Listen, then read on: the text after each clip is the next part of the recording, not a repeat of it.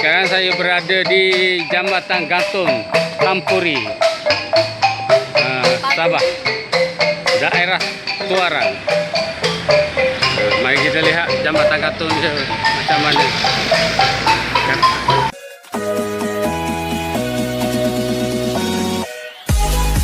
Kedatangan saya disambut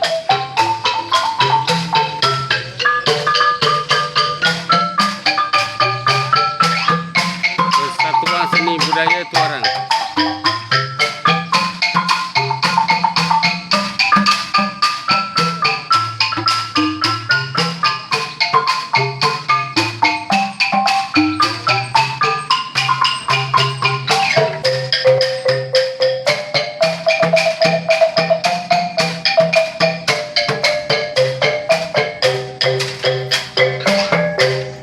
Okey, jom kita pergi lihat Jambatan Gantung.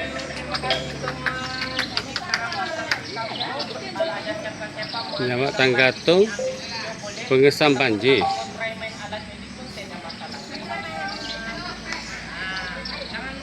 Okey, jom kita naik ke Jambatan Gantung Tampuri.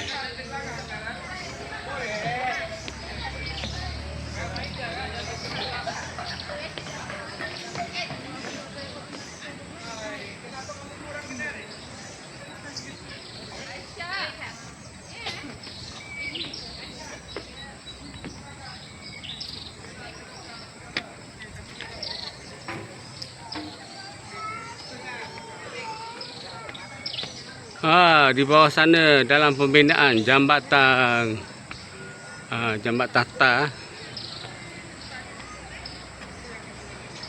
Di situ tempat letak kereta. Kepada yang berkunjung, letak kereta di situ. Oh, ini pokok ni lama dah ni. Pokok. Jambatan ni ada rasa bergoyang-goyang.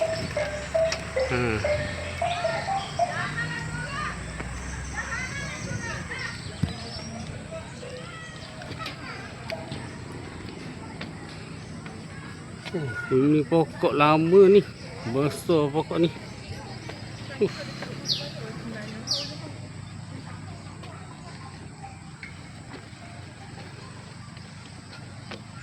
Jambatan Tampuri. Untuk ke seberang sana. Seberang sana nama apa saya tak tahu, saya tak pasti. Ini pun kali pertama saya sampai di sini.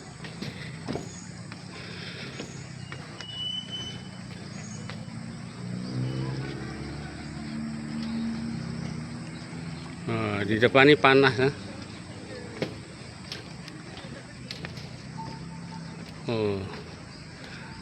Tak sanggup lah nak pergi ke sana, panas.